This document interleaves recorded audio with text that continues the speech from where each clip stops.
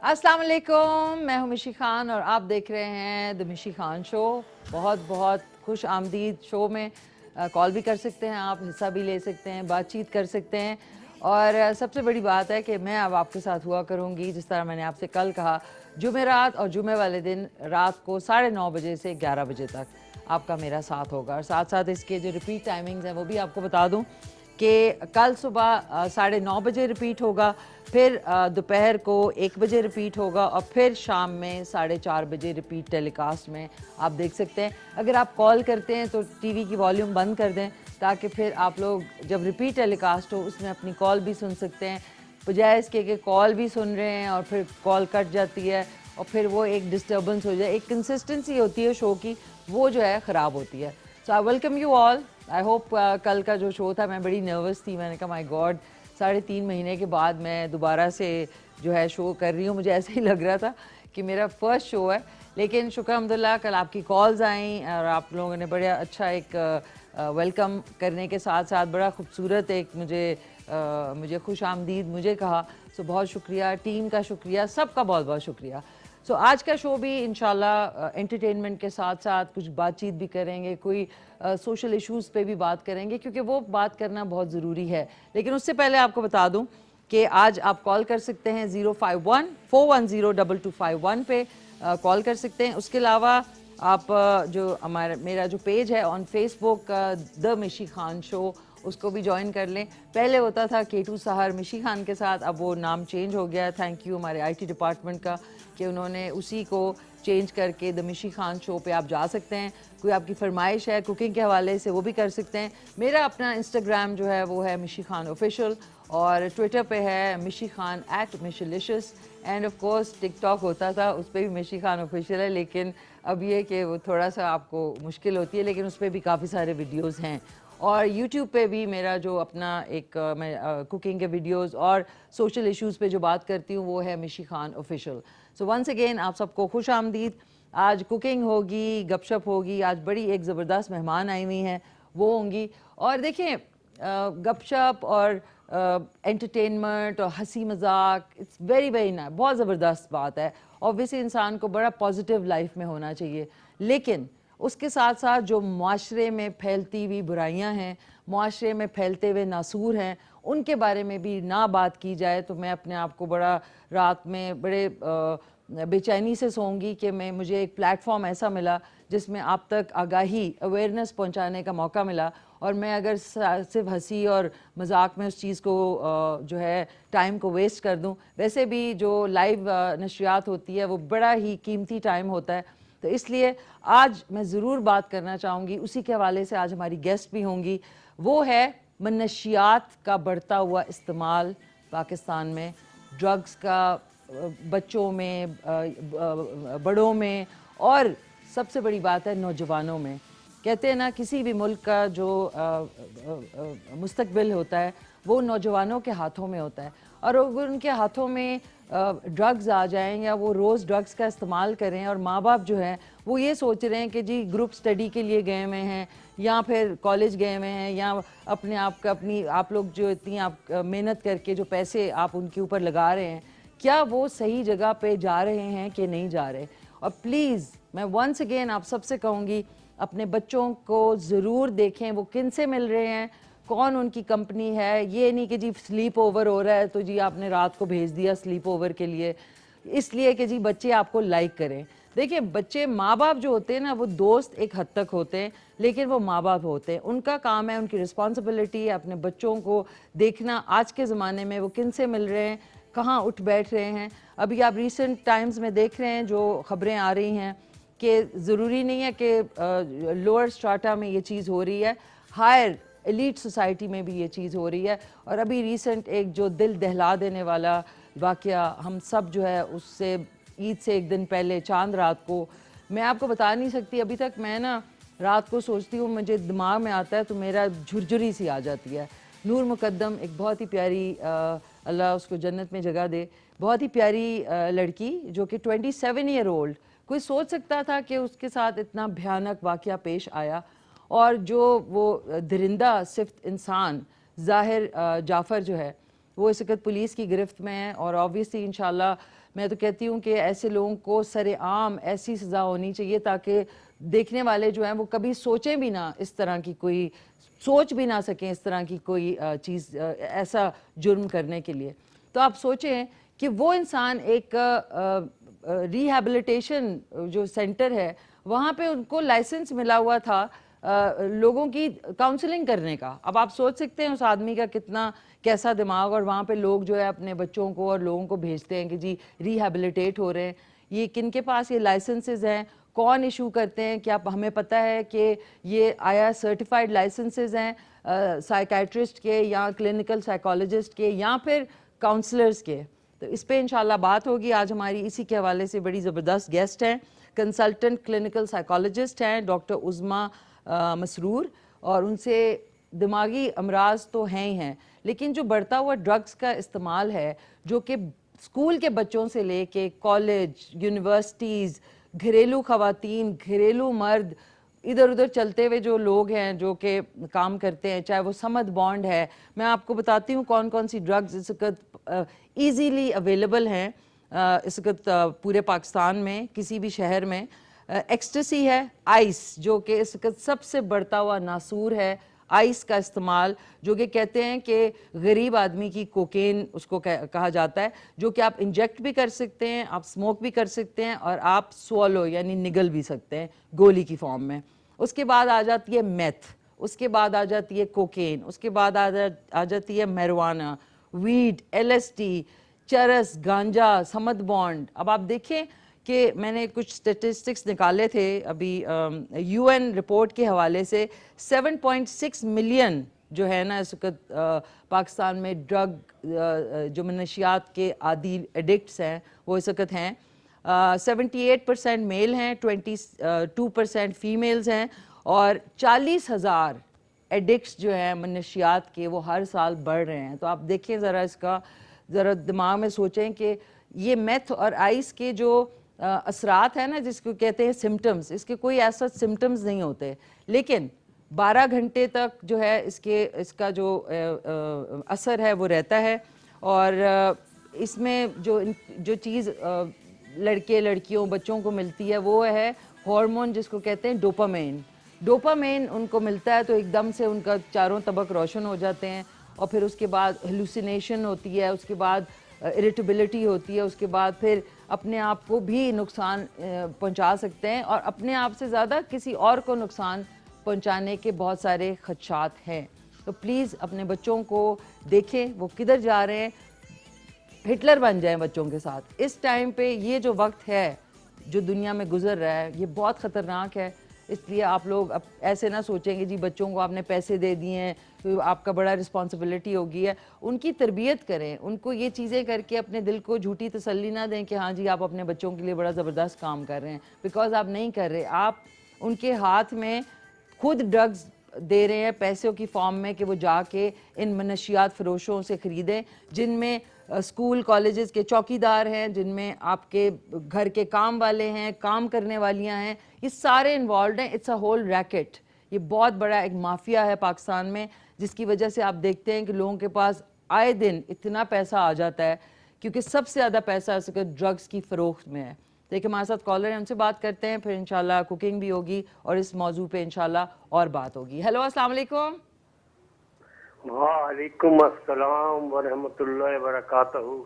कैसे हैं आई साहब? ठीक ठाक हैं आप? खैरियत से? उप्स, अल्हम्दुलिल्लाह मेरी प्यारी सी बेटी, वेलकम। आपको स्क्रीन पर देखा, तबीयत बहुत ज्यादा खुश हुई, थैंक यू, कल थैंक भी यू। और आज भी, और इंशाल्लाह ताला आपको अल्लाह ताला सेहत और जिंदगी अता फरमाए। आमीन सुभान, थैंक यू सो मच, बहुत बहुत और शुक्रिया आई साहब। ये जिंदगी का एक हिस्सा है, जी बिल्कुल, आते भी चाहिए हैं नहीं। और जाते भी हैं। बहुत शुक्रिया, थैंक यू सो मच। आपके कैसे हैं सब्र आपकी? और हिम्मत के बहुत मैं दाद देता हूँ। आपने बड़े हौसले से ये सब तहम्मुल गुजारी से ये वक्त गुजारा है। आपकी वालदा मोहतरमा ने, आपके बरादरान ने, और ख़ास तौर पर हमारे केटू के देखने वालों और सुनने वालों ने, और ख़ास तौर पर अब्बासी साहब ने। बिल्कुल बिल्कुल बिल्कुल, सबकी एक कहते हैं ना मजमूई कहूँगी काविश थी इस सारी चीज़ में। बट ये कि आपका भी बहुत बहुत शुक्रिया, आपने मुझे इंस्टाग्राम पे भी मैसेज किए और आपकी फैमिली ने भी बहुत बहुत, मैं तहे दिल से शुक्रिया अदा करना चाहूँगी। हाई साहब हमारे साथ हैं। ओ सो सॉरी, आई थिंक के मौसम की वजह से कॉल ड्रॉप हो गई। थैंक यू हाई साहब। अटक से हमारे साथ है हाजी मोहम्मद असगर साहब, जो कि उनकी पूरी फैमिली हमारे रेगुलर शोज देखते हैं। वापस आते हैं तो कहने की बात यह है कि आप लोगों ने अपने सराउंडिंग में अपने आप को अच्छा ना शो करें कि जी आप बहुत अच्छे हैं, आपकी तारीफ आपके बच्चे करें। बेशक वो पीठ पीछे, आपने रोकना है उनको कि भाई किधर जा रहे हो रात के 11 बजे 12 बजे, स्लीप ओवर हो रहा है। पढ़ाई लिखाई कुछ नहीं होती, वरना फिर क्या ही बात होगी अगर इतनी पढ़ाई लिखाई स्लीप ओवर में हो। उसमें एक्टिविटीज़ में आप पढ़ते हैं, और ये जो कैफ़ेज़ हैं जहाँ पे शीशा आज भी इलीगल तौर पे बच्चों को, लड़के लड़कियों को फराम किया जाता है, इसके अंदर भी होती है। छोटे छोटे पैकेट्स हैं, उसमें हर किस्म के शेप की गोलियां होती हैं, हार्ट शेप जिसमें एक्सटेसी, आइस की गोलियां रंगीन। अगर आप देखते हैं, बच्चे देख रहे हैं, तो प्लीज़ किसी के हाथ से ना कभी कुछ खाया करें ना कुछ पिया करें। ऑन दिस नोट एक क्विक सा कमर्शियल ब्रेक है, और कमर्शियल ब्रेक से पहले मैं चाहूँगी कि शहबाज भाई मेरा पूरा शूज़ से लेके आउटफिट दिखा दें। नाज़रीन थैंक यू। मेरा जो फेवरेट ब्रांड जो है वो है क्या कहते हैं, लाइमलाइट, और ये उनका बड़ा खूबसूरत कैफ्तान है, ये देख लें, एक तरफ ऐसी और एक तरफ बाजू है। सो थैंक यू, बहुत बहुत शुक्रिया। लेते हैं क्विक सा कमर्शियल ब्रेक और उसके बाद वापस आते हैं। जी नाज़रीन, welcome back, you watching the मिशी खान शो, और मैं आपके साथ लाइव होती हूँ थर्सडे और फ्राइडे वाली इवनिंग 9:30 बजे से 11 बजे तक।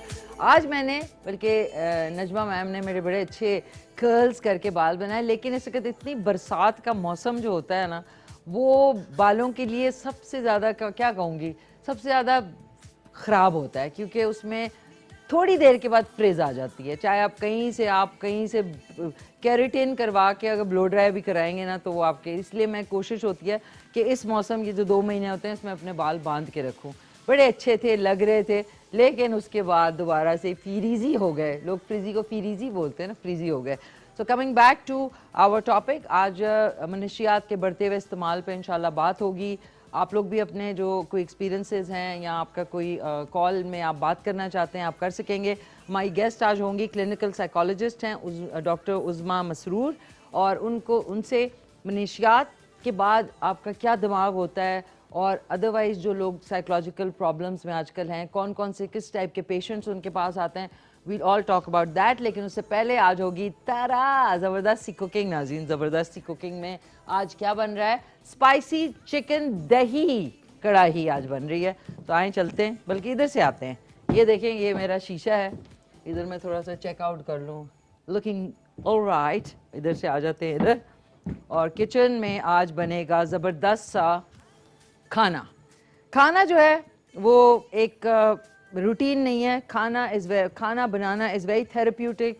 यानी अगर आपको कोई डिप्रेशन है, स्ट्रेस है, तो आप कोई ना कोई चीज़ बेक करें या कोई ना कोई चीज़ पकाएं, और आप देखें कि आपका मूड जो है वो बहाल हो जाएगा। बिकॉज़ किचन में आप क्रिएट करते हैं कुछ ना कुछ, चाहे आप लोकल डिशेस बनाते हैं, बेकिंग करते हैं, केक बनाते हैं, दैट मीन्स कि आप कुछ क्रिएट कर रहे हैं। तो जब भी क्रिएट आप करते हैं, आपका दिमाग जो है वो बढ़ता है उस चीज़ से जिसमें आपका दिमाग फंसा रहता है। So it's very very good. तो इसलिए कुकिंग किया करें, गार्डनिंग किया करें, अगर आपका पेट्स हैं तो उनके साथ टाइम स्पेंड करें। आप देखिए, ये डिप्रेशन, स्ट्रेस, फलाना, दिमाग सब ठीक हो जाता है। और वैसे भी दिमाग किसी का ख़राब अगर थोड़ा सा हो ना, तो उसको फ़ौरन ठीक कर देना चाहिए, अच्छी कंपनी से, फील गुड मूवी देख के। You have so many options. So अब आ जाते हैं अपनी रेसिपी की तरफ, लेकिन उससे पहले हैंड वॉश अगर हो जाए तो बहुत ज़बरदस्त बात हो जाएगी। हैंड वॉश मेरा ख़त्म हो गया, और एक कॉल भी है। हेलो, अस्सलाम वालेकुम। अस्सलाम वालेकुम जी। जी वालेकुम सलाम, कौन बोल रहे हैं? मैं आमिर खान बात कर रहा हूँ जी, इस्लामाबाद से। आमिर खान बात करें इस्लामाबाद से। जी आमिर खान, क्या हाल है आपके? जी आई एम फाइन। मैं कहता हूँ आपने तो पेरेंट्स के ऊपर एक बहुत बड़ा एहसान कर दिया है आज का ये टॉपिक चूज करके। अरे थैंक यू सो मच, बहुत बहुत शुक्रिया। और बच्चों से ज्यादा पेरेंट्स को बहुत जरूरत है अवेयरनेस की, क्योंकि जो हालात हैं पेरेंट्स टाइम ही नहीं देते अपने बच्चों को। बिल्कुल, ये बात की आपने, सबसे काम की कि वो टाइम अपने वो सोशल क्लाइंबिंग में और सोशल एक्टिविटीज़ में लगा देते हैं। बच्चे नौकरों के पास या ड्राइवर्स या मेड्स के पास होते हैं। आप बिल्कुल ठीक कह फरमा रही हैं। आप देखें, ना सिर्फ इस तरह वो अपने बच्चों का फ्यूचर खराब कर रहे हैं और अपना बुढ़ापा भी बर्बाद कर रहे हैं। बिल्कुल बिल्कुल। और देखिए माँ बाप का हर वक्त बहुत ज्यादा दोस्त होना भी जो है ना वो थोड़ा सा नुकसानदेह हो जाता है। एग्जैक्टली आप ठीक कह रही हैं, बिल्कुल सही कह रही तो हैं, कैसे हैं मैं आप, समझ ठीक गया। हैं, खैरियत से हैं? जी बिल्कुल, अल्हम्दुलिल्लाह। वंडरफुल। आपका कोई सवाल, क्योंकि मैं चाहूंगी कि हमारी जो क्लिनिकल साइकोलॉजिस्ट आएंगी कोई उनके लिए आपकी तरफ से मैं सवाल पूछूं। आप उससे ये पूछे जी, जो बच्चे ज्यादा मोबाइल यूज करते हैं, मतलब कितना टाइम उनको मोबाइल पर उनको देना चाहिए, तो उससे उसके क्या इफेक्ट उनके ब्रेन पर आते हैं, उनके बिहेवियर पे आते हैं, उनकी सोच पे आते हैं। तो ये मोबाइल यूज को थोड़ा सा आप उनसे एक्सप्लेन करवा दें। हाईलाइट करें, ठीक है, कि उससे उनके सोचने समझने में क्या क्या प्रॉब्लम्स होती हैं। ठीक है प्रॉब्लम्स हो सकती हैं जी। ठीक है ठीक है आमिर साहब। और बाकी कोई फरमाइश आपकी कुकिंग के हवाले से? आप जो भी बनाती हैं जी, माशाल्लाह, वो देख के पता लग रहा होता है कि कमाल चीज है। आप कुछ भी बना दें, हमें पसंद है। अच्छा थैंक यू। उल्लू भी बनाऊंगी कभी। थैंक यू आमिर साहब फ्रॉम इस्लामाबाद। नाज़रीन अभी ये इसको कहते हैं छोटे छोटे चुटकुले वाले जोक्स क्रिएट करना। Thank you so much Aamir साहब, ये बड़ा अच्छा पॉइंट है। जब आएंगी हमारी आज की मेहमान, उनसे मैं सबसे पहले आपके हवाले से सवाल पूछूंगी। अब आ जाते हैं बैक टू द पवेलियन। इसमें आपको चाहिए चिकन ना, स्पाइसी चिकन, दही कढ़ाई में चाहिए। सबसे पहले चिकन चाहिए, एक अदद चिकन है, उसके आप बेशक जितने भी टुकड़े कर लें, ताकि आजकल महंगाई बहुत हो गई है, तो एक चिकन के बेशक आप 20 टुकड़े कर लें, ताकि हर एक को एक एक बूटी मिल जाए। इसमें मैंने ऑयल डाला है, इसमें प्याज व्याज कुछ नहीं डालना। इसके इंग्रेडिएंट्स आपको बता दूं, इसमें लहसुन अदरक का पेस्ट डलेगा 1 से 2 टीस्पून। बाकी ये मसाला जो है, मैंने ये जो मसाले हैं मैंने 1-1 टीस्पून बना के इस तरह का बन गया। इसमें 1 टीस्पून हल्दी पाउडर है, 1 टीस्पून लाल मिर्च पाउडर है, हस्बे जायका नमक है, 1 टीस्पून जीरा है, साबुत सफ़ेद जीरा, 1 टीस्पून इसमें डाली है मैंने कुटी हुई लाल मिर्च, और 1 टीस्पून इसमें है धनिया पाउडर। तो ये इस तरह बन गया। वैसे सारे मसाले इधर पड़े हुए हैं, ये हमने खुद ही से पहले से बना लिया। और इसमें 1 कप जाएगा दही। टमाटर नहीं जाएंगे, क्योंकि आजकल गर्मी इतनी है कि अगर आप फ्रिज में भी रखते हैं टमाटर बहुत जल्दी ख़राब होते हैं, इसलिए सैंडविचेस में, सैलड्स में, अदरवाइज़ कितना कम टमाटर यूज़ करें। उसी वक्त आपने खाना है तो सही है, लेकिन बहुत जल्दी टमाटर, स्पेशली ये जो बेकरीज़ है ना, इनको भी थोड़ा ख्याल करना चाहिए कि टमाटर ना ही डालें। अच्छा जी, हमने ऑयल सिर्फ डाला है और इसमें मैंने ये चिकन, आपने इसमें चिकन शामिल कर दी इस तरीके से, और लिड को क्लोज़ कर दिया, यानी जो इसका ढक्कन है उसको बंद कर देंगे। ये सिंक पे रख देते हैं, और इसको अब आपने लिड को बंद कर दिया, लिड को बंद कर दिया। अब गार्निशिंग के लिए हमें चाहिए बारीक चॉप किया हुआ ये अदरक, हरा धनिया और हरी मिर्चें लंबाई में, ठीक है। और उसके बाद सलाद के लिए हमने पहले से जो है ना तैयारी की हुई है। नाज़रीन ऐसी बात नहीं है, पहले से तैयारी की हुई होती है। कॉल आप कर सकते हैं 051-410-2251 पे। और आज सवाल नहीं है, सवाल होगा आगे जाके, जिसमें आप विन कर सकेंगे। सरप्राइज है आपके लिए, 3 ज़बरदस्त से तहाइफ, लेकिन वो इस कुकिंग के बाद इंशाल्लाह। अब इसमें मैंने कुछ भी नहीं डाला, इसमें अब लहसुन अदरक मैंने इसके अंदर ऐसे शामिल कर देना 2 टीस्पून के करीब। और इसमें जो बच जाए उसको आपने बिल्कुल नहीं ज़ाया करना, उसको आपने ये हमने लिया। और साथ साथ एक कॉल भी ले लेते हैं। हेलो, अस्सलाम वालेकुम। अस्सलाम वालेकुम। जी वालेकुम सलाम, कौन बोल रहे हैं? मैं अवैस चौधरी बात कर रहा हूँ, कोयटा से। क्या हाल है आपका? कोयटा से बात कर रहे हैं, कैसे हैं, खैरियत से हैं आप? अल्हम्दुलिल्लाह मैं तो ठीक हूँ। आप खैरियत से ठीक ठाक हैं? अल्लाह का फजल, थैंक यू जी, बहुत बहुत शुक्रिया आपका। जी पहले तो मिशी जी मैंने आपसे कॉन्डोलेंस करना है आपके भाई के लिए और डॉक्टर साहब के लिए। जी बिल्कुल बिल्कुल। अल्लाह पाक दोनों के बुलंद दर्जे करे, उनको जन्नत में आला से आला मकाम दे, आप लोगों को सब्र अता फरमाए। आमीन सुबह आमीन, आमीन सुबह आमीन, बहुत शुक्रिया आपका। तो आपको बहुत मिस किया हम लोगों ने। अच्छा, थैंक यू जी। जी मैंने भी आप लोगों को बहुत मिस किया। अच्छा बस हमने भी, खासतौर पे मेरी मदर ने, वो आपका शो बहुत शौक से देखती हैं और अभी भी देख रहे हैं वो लोग आपको। अच्छा, आपकी वालदा को मेरा खास सलाम, आपके जितने घर वाले इस वक्त बैठे हुए हैं उनको मेरा खास सलाम, और बहुत शुक्रिया इतने प्यार मोहब्बत का। और आज की डिश आपने जरूर ट्राई करनी है। मिशी जी, वो जो आपकी डॉक्टर आ रही है उनसे एक सवाल मेरी तरफ से आप पूछिए। जी बताएं। जी, बाज़ दफा इंसान पुरानी चीजों में फंस जाता है, उसका दिमाग पुरानी यादों में, अच्छी हो या बुरी हो। जी तो उस ट्रामा से किस तरह निकल सकता है बंदा? अच्छी यादों में मतलब बुरी यादों से किस तरह निकला जाए? अच्छी और बुरी दोनों। अच्छी और बुरी। तो एक शेर है ना कि याद माजी अजाब है यारब छीन ले मुझसे हाफजा मेरा। देखिए अच्छी यादें तो आपको आगे जाके लाइफ में आपका टाइम बड़ा अच्छा गुजरता है। हाँ, बुरी यादों से किस तरह पीछा छुड़ाया जाए? बस कहीं ना कहीं आपको पता है बाज़ दफा अच्छी यादें भी आप उसी में फंस जाते हैं, आप आगे नहीं निकल पा रहे होते हैं। फिर ठीक है, ठीक है। वैसे मैं आपको एक तरीका छोटा सा अपने वाला बताती हूँ कि आप किस तरह कर सकते हैं, लेकिन डॉक्टर साहब से आपका सवाल जरूर पूछूंगी मैं। अवेश ने क्वेटा से। Thank you Avesh from Quetta, thank you so much. अच्छा, अब आपको बताती हूँ बुरी यादें और अच्छी यादें। अच्छी यादें रोज याद करनी चाहिए, जो आज से 10 साल पहले हुआ, 15 साल पहले हुआ, उससे पहले। जब आप किसी चीज को रोज याद करते हैं ना तो वो फिर भूलती नहीं है। तो आपका दिमाग में कंपार्टमेंट्स हैं, आपने अच्छी यादें रोज याद की, आपको याद अच्छा फील, मतलब यू फील गुड हो, अच्छा फील करते हैं। बुरी याद को आप याद ही ना करें। जिस तरह आप कभी बीमार पड़े थे, या आप कभी किसी ने आपके साथ बुरा किया था, या आप डिप्रेस थे, या रोए पीटे जो भी थे, आप उस चीज को याद नहीं करेंगे ना, वो आहिस्ता आहिस्ता भूल जाएगी। फिर आप सोचेंगे यार ये कोई बुरी याद ही नहीं आ रही, क्योंकि आपने याद नहीं की इसलिए भूल गई। So this is a very very छोटी सी टिप थी, मैं ऐसे करती हूँ, अब आप लोग भी कर सकते हैं। हमेशा किसी से कुछ ना कुछ सीखिए। आहा, ये देखें, आपने जैसी ढक्कन लगा दिया ना तो उसकी वजह से क्या होता है, स्टीम जो है वो चिकन को बार बार चम्मच जो है ना नहीं चलाना चाहिए। ये अब स्टीम हो रही है।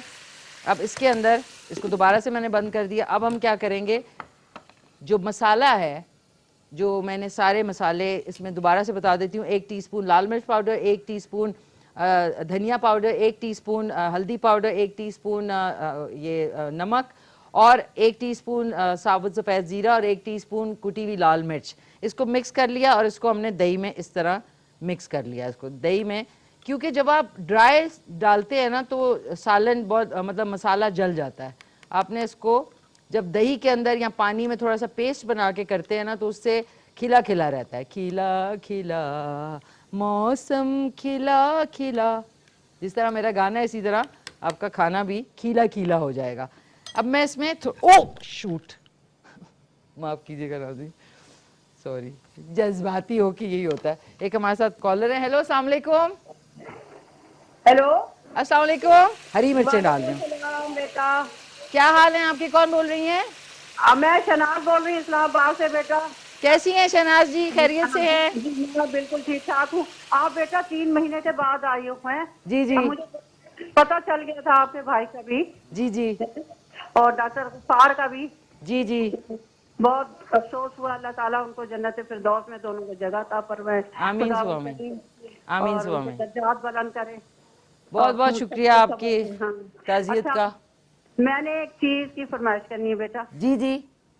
वो पसंद है। पसंद है। हाँ। ठहरे, पसंद है ना, पसंद है। अगले हफ्ते बनाती हूँ आपके लिए शहनाज फ्रॉम। ठीक है ठीक है। पसंद है। अच्छा, मेरे अपने स्टाइल में पीसंदे बनाऊंगी, पीसंदे। चलो ठीक है ठीक है, मैं ठीक है, देखूंगी जरूर जरूर। थैंक यू सो मच बड़ा शहनाज जी। इंतजार किया बेटा, 3 महीने से करेगी आपका इंतजार। थैंक यू सो मच, बहुत बहुत शुक्रिया। खुशी हुई तुमसे मिलके। बहुत ठीक है शुक्रिया, बेटा। मुझे भी। शुक्रिया। Thank you. अल्लाह हाफिज, अल्लाह हाफिज, अल्लाह हाफिज, अल्लाह हाफिज। ओए, अच्छा नाज़रीन, सफाई भी होगी, मैंने कर दिया। उसी वक्त मुझे ये होता है कि उसी वक्त सफा हो जाना चाहिए। अब आप देखिए जरा, खिला खिला मौसम तारा, ये देखे कितना प्यारा है, ऐसे दिल चाह रहा कच्चा ही खा जाएंगे। आय हाय हाय हाय, आय हाय हाय। इसके अंदर अब हम डाल रहे हैं कुछ भी नहीं, मसाला और दही। बिस्मिल्लाह रहमान रहीम, ये डाल दिया। आय हाय हाय, ऐसे दिल चाह रहा। ऐसे शुक्र है वैसे पका के हम खाते, लेकिन लोग सुशी तो खाते ही है ना, जिसको हम कच्ची फिश जो है, थोड़ा सा तेज़ कर लेती हूँ आंच को, और उसके बाद इसके ऊपर मैंने जब चिकन जो है अच्छी तरह थोड़ी भुन गई थी, उसमें अदरक और थोड़ा सा धनिया और हरी मिर्चें डाल दी थी। अब हम इसको थोड़ा सा मिक्सी करेंगे। आय हाय हाय, इसको आप खा के देखना कभी, फिर इंशाल्लाह आप बनाएंगे ना, फिर आप मुझे दुआएं देंगे, दुआएं। अब हमने क्या करना है, इसको हल्की आंच कर देनी है, दरमियानी, और ये लिड लगा के आराम से पकेगा। कोई पानी वानी नहीं आपने इसमें डालना। और इसको सर्व करते वक्त आपने रायता बना लें, सलाद बना लें, साथ में नान रोटी जो भी है। ये मर्द हजरात भी जो बैचलर्स हैं वो भी बना सकते हैं। और इसके ऊपर मैंने थोड़ा सा गार्निशिंग के लिए रहन दिया है पतला बारीक कटा हुआ ये क्या कहते हैं उसको, प्याज नहीं अदरक नाजरीन, अदरक और हरी मिर्चें और साथ में थोड़ा सा धनिया। और ये जो जिसने भी ये तोड़ा है ना, ये मैं खा लेती हूँ। ये इसको क्या कहेंगे, खीरा। अस्सलाम वालेकुम। हेलो, अस्सलाम वालेकुम। वालेकुम सलाम, कैसी हैं आप? माफ कीजिए, मैं रिदा बोल रही हूँ कोयटा से। रिदा, क्या हाल चाल है आपके? मैं बिल्कुल ठीक हूँ मुशियाती, आप कैसी हैं? शुक्र अल्हम्दुलिल्लाह, ठीक ठाक, थैंक यू। आप सुनाएं। हाँ, जी हम लोग भी बिल्कुल ठीक है। हमने आपको बहुत मिस किया था, बहुत ज्यादा। थैंक यू यार, मैंने भी आप लोगों को बहुत मिस किया। मुझे तो लग रहा था पता नहीं मैंने कभी शो किया ही नहीं। और हम लोग इतना खुश हुए आपको वापस देखकर टीवी पे, बहुत खुशी हुई आपको। बहुत बहुत शुक्रिया, थैंक यू सो मच। आपका शो बहुत अच्छा है और बहुत नेचुरल शो आप करती हैं। और सबसे अच्छी मुझे आपकी कुकिंग लगती है, हालांकि मुझे कुकिंग करने का बिल्कुल भी शौक नहीं है। मैं सिर्फ देखती हूँ और कि आप इतने मजे मजे के खाने बनाती हैं और उसके बाद मैं अपनी मदर से कहती हूँ आप मुझे ऐसे बना के देना। है सुनो, कभी अम्मी को हेल्प ही कर दिया करो, ये क्या बात है। मैं घर में बाकी सारा काम करती हूँ लेकिन ये किचन के डिपार्टमेंट से मुझे सख्त नफरत है। बिल्कुल बिल्कुल सही कहा। जिस तरह मुझे सीने परोने से, उफ माय गॉड, मेरे कपड़े थोड़े से भी हो जाए ना मैं उसको अलहदा रख देती हूँ। मेरे से कभी दीदी मैं ये कहती हूँ मुझसे सारे काम करवा ले, प्रेस भी करवा ले, धुलवा भी ले, लेकिन मुझे किचन का काम कुछ भी ना बोले। सही बोला, वैसे सही बोला आपने। मैं कल भी कॉल आपकी मिला रही थी, मैंने कहा शायद मेरा चांस लग जाए, वो जो आप कल का करी थी ना शो। कल का जूतों का ना? जी अभी आने वाले हैं ना, जवाब देना फिर कॉल करके। जी मैं जरूर दूंगी। मिशिया पे मेरी फ्रेंड की बर्थडे आ रही थी तो मैंने कहा अगर चांस लग जाए तो चलो वही गिफ्ट दे दूंगी। हाँ अच्छा, सॉरी गीता, एक बात बताऊं, जूते कभी गिफ्ट नहीं देते, उससे लड़ाई हो जाती है। नहीं उसको पसंद है और उसको जरूरत भी है, सख्त जरूरत है उनकी, किसी की शादी आ रही तो मैंने कहा चलो यही गिफ्ट दे देती हूँ मैं। चलो फिर उसको कुछ पढ़ के देना गिफ्ट। जी ठीक है ना, ठीक है। अभी इसके बाद हमारा वो सेगमेंट होगा तो इंशाल्लाह क्या पता आप विन कर जाएं। ओह ये जो है ना खीरा, ये स्किन के लिए बेस्ट है। इसको आप दही में काट के खाएं। आप लोग कहते हैं ना, आप लोगों के पैदा होने से बहुत पहले मैं पैदा हो गई थी, तो अभी तक स्किन कैसे इतनी अच्छी है। This is choice of food. जो आप खाएंगे ना आपकी स्किन रिफ्लेक्ट करेगी। प्लीज़ ये प्रोसीजर्स, ये हाइड्रा फेशियल और फलाना क्रायो फेशियल्स ना करवाएं, क्योंकि आपके पोर्स एक दफ़ा खुल जाते हैं ना, उसके बाद एक दिन तो बड़े फ्रेश लगते हैं, दूसरे दिन छोटे छोटे दाने निकल आते हैं। अब आप लोग को हैरत होगी कि मैंने अभी तक फेशियल नहीं करवाया, सिर्फ एक दफ़ा वो एक ये क्रायो फेशियल, वो भी वो जो पार्लर वाली थी वो मुझे कह रही थी आपने आना है, मैंने आपका फ्री कर दूंगी, तो फ्री हो रहा था तो मैंने कर दिया। वरना स्किन के लिए अच्छा खाना, सोने से पहले मेकअप उतारें, you will be fine, A1 और कुछ रहें। लेते हैं क्विक सा कमर्शियल ब्रेक। कमर्शियल ब्रेक के बाद नाज़रीन आ रहे हैं जूते, किसके? हील्स के। जी नाज़रीन, वेलकम बैक। और मैंने अपनी एक छोटी सा शोरूम खोल लिया है और शोरूम है सरा हील्स के शूज़। आप देख सकते हैं जिसमें ये स्वेड का है, ये पार्टी वेयर या फिर शादियों पे या वलीमे पे पहनने के लिए, और ये वाला भी सेम ज़रा ब्लिंग ब्लिंग है। ये वाला आप बेशक जो ये स्वेड वाला देख रहे हैं, ये आप कैजुअली भी पहन सकते हैं और सेमी फॉर्मली भी पहन सकते हैं। सो ये सारे जो गिफ्ट्स हैं तीनों, ये आप लोगों के लिए हैं फ्रॉम हील्स। और इनके आप उस पर भी जा सकते हैं, वेबसाइट पे भी जा सकते हैं। उनके डिज़ाइंस जो हैं सोशल मीडिया पे भी जाके heels.com करें तो आपको सारे आ जाएंगे। लेकिन इनको विन करने के लिए 3 विनर जो है वो आज हो सकते हैं अगर आप सही जवाब देंगे। और किस तरीके से आप सही जवाब देंगे, एक सवाल आपसे पूछूंगी मैं और आप लोगों ने जवाब देना है व्हाट्सएप पे भी और कॉल करके भी। तो दोनों के जो जवाबात जो सही होंगे उसको हम कुरानंदाजी में सबके नाम शामिल करेंगे और फिर आपकी लक है कि आप विन कर जाएं या नहीं। सो सवाल आप सुन लें, बड़ा ज़बरदस्त सवाल है। सबसे पहला बैंक किस मुल्क में कायम हुआ? अमेरिका, इटली या फिर जापान? ये तीनों में से एक ऑप्शन है। देखिए ना कितनी अच्छी बात है, खाली सवाल भी पूछ सकते थे लेकिन क्योंकि चार हैं हील्स वाले, आप लोग जो है विन कर सकें तो 3 ऑप्शंस आपके पास हैं। सो कॉल करें जल्दी जल्दी और बताएं कि कौन सा जवाब सही है। जिसका जवाब सही होगा, चाहे व्हाट्सएप चाहे कॉलर, तो उनका दोनों का जवाब जो है हम डाल देंगे कुरानंदाजी में। और 0335 488 434 पे आप मैसेज कर सकते हैं। हेलो, अस्सलाम वालेकुम। अस्सलाम वालेकुम। वालेकुम सलाम, क्या हाल है? ठीक हूँ निशी, आप कैसी हैं? मैं ठीक ठाक। कौन बात कर रही हैं? नूरुल एन बात कर रही हूँ रावलपिंडी से। नूरुल एन, कैसी है नूरुल एन? ठीक है आप? मैं बिल्कुल ठीक हूँ, आप कैसी हैं? शुक्र अल्हम्दुलिल्लाह, थैंक यू जी, बहुत शुक्रिया। जी नूरुल एन, सवाल का जवाब देंगी? हील्स का शू आप विन कर सकती हैं। जी जी पूछें आप। अच्छा, सबसे पहला बैंक किस मुल्क में कायम हुआ? अमेरिका, इटली या फिर जापान? इटली। इटली में? जी जी। ठीक है। तो शूज का शौक है आपको? जी है, शौक है मुझे। और इनमें से लेकिन कौन सा मुझे आपको? हाँ बताएं। जी जी। जी मैंने आपकी तारीफ करनी थी, मुझे आप बहुत अच्छी लगती हैं। अच्छा, थैंक यू यार, बहुत शुक्रिया। जी। इतनी जबरदस्त आपकी ड्रेसिंग होती है और आप पे सूट बड़ी करती है मैम। Thank मुझे you. आपका स्टाइल इतना पसंद है ना कि आप सोच नहीं सकती। थैंक यू यार, बहुत बहुत शुक्रिया, जी। Thanks a lot.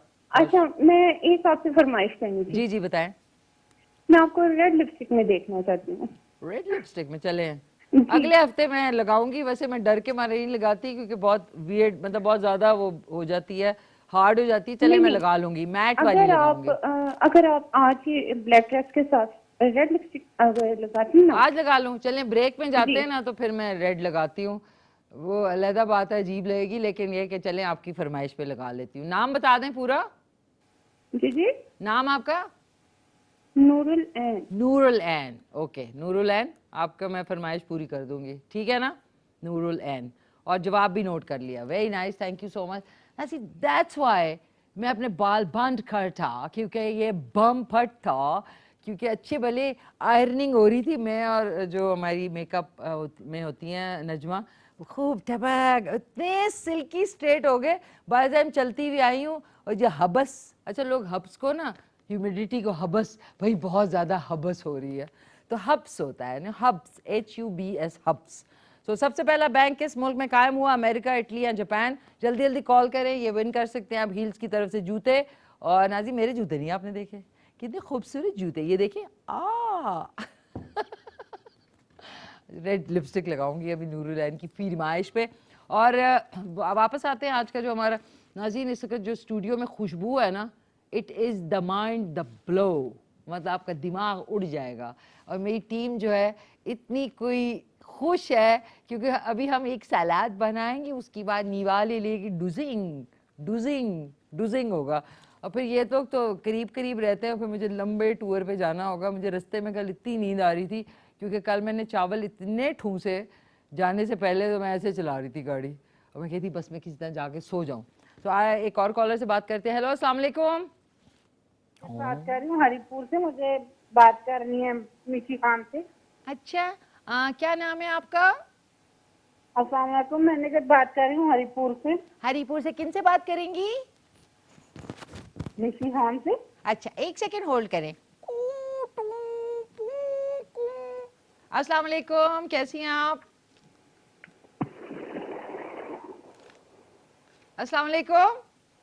वालेकुम अस्सलाम। कैसी हैं आप? ठीक ठाक है? शुक्र है अल्लाह का, अल्हम्दुलिल्लाह। आप कैसी हैं? बस अल्लाह का फजल, थैंक यू सो मच। क्या नाम है आपका? निगत। निगत। हरिपुर से। निगत फ्रॉम हरिपुर। निगत, हमारी जो फोन पे लेडी थी, वो अच्छी तरह आपसे बोली? Excuse me. निगत, जो आपने कॉल जिनको की थी, जिन्होंने कॉल उठाई थी, वो अच्छी तरह आपसे बोली थी? जी बिल्कुल। अच्छा, वेरी नाइस। अच्छा बताएं, आज का सवाल का जवाब देंगी तो आपका कुरंदाजी में नाम चला जाएगा और आप विन कर सकते। मैंने आज नहीं देना, मैंने कल देना था, क्योंकि कल जो आप पूछ रही थी वो तरबेला की, आपने पूछा था ना तरबेला डैम का। अच्छा, तो आज मैं उसी तरबेला डैम के इलाके से बिलोंग करती हूँ, तो मैंने बहुत कोशिश की कि मेरी बात हो जाती। तो आज कर लेना, आज भी तो 3 हीले हैं, टिकिंग टिकिंग। बताए ना, बड़ा आसान सा सवाल है कि दुनिया का पहला बैंक किस मुल्क में कायम हुआ? अमेरिका। आज मैंने करना ही नहीं है, पार्टिसिपेट नहीं करना आज, मुझे नहीं दिलचस्प। कल मैंने करना था, कल क्योंकि मेरे तरबेला के इलाके गए थे ना। आए, तो अगले हफ्ते करेंगी?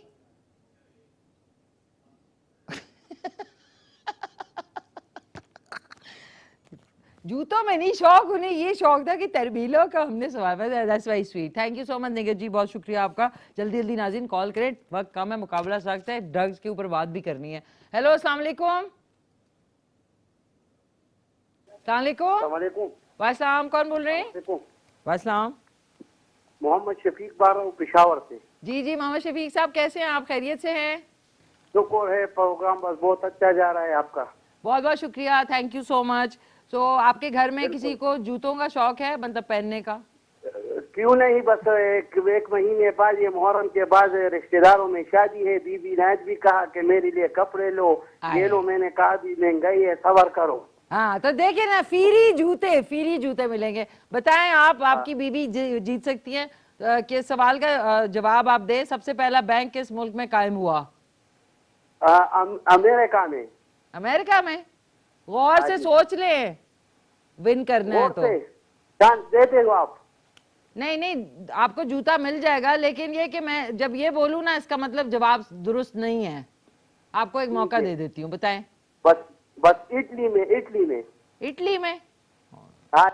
अच्छा ठीक है, नाम पूरा बताएं। मोहम्मद शफीक चमकनी पेशावर। मोहम्मद शफीक चमकिनी, ये कौन सी जगह?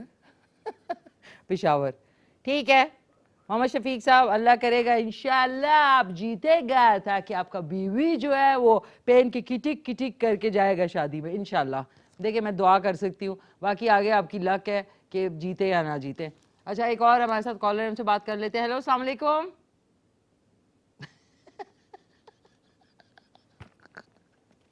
अजीर, I'm सॉरी, मैं इतना बिल्कुल नहीं हंसी थी पिछले दिनों। खैर अभी भी होता है, लेकिन ये कि ये छोटी छोटी बातें मुझे थोड़ी सी फ़नी लगती हैं। मेरे लिए बहुत बड़े जोक्स या वो क्रैक करने की ज़रूरत नहीं होती। दीज आर स्मॉल थिंग्स जो मुझे ह्यूमर भी जो है ना वो अच्छा होना चाहिए। बहुत लोगों का इतना कोई वो वुडी एलन टाइप का ह्यूमर आजकल होता है कि आधी से बात ऊपर, वो खुद हंस रहे होते हैं, दूसरे को मौका ही देते हैं। हमारे साथ कॉलर है। हेलो अस्सलाम वालेकुम। अस्सलाम वालेकुम, मिसी कैसी हैं? हिना बात कर रही हूँ। क्या हाल है हिना? ठीक ठाक है? बिल्कुल ठीक ठाक। आई एम सो लकी टुडे, मेरी आज भी कॉल मिल गया ना। हाय, थैंक यू यार, थैंक यू सो मच। क्या हाल चाल है हिना?